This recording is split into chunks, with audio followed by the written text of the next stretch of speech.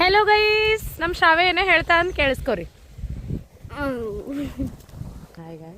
Hi guys, ಈಗ ನಮ್ಮ ಅಂಟಿ channel like ಮಾಡಿ ಸಬ್ಸ್ಕ್ರೈಬ್ ಮಾಡಿ.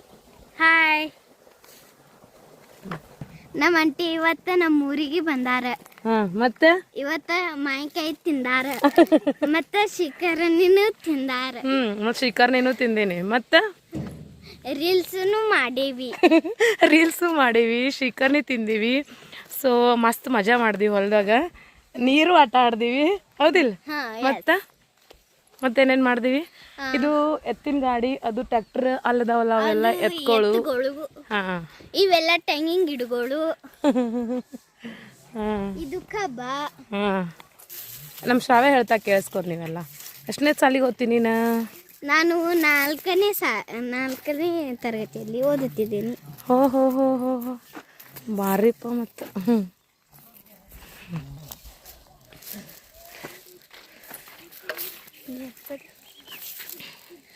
ಬೇಡ ನಗರಿ ಧಾರವಾಡ, ಹುಡುಗಿ ನನ್ನೂರ ಮೇನಾಡ, ಬಸ್ ಸ್ಟ್ಯಾಂಡಾಗ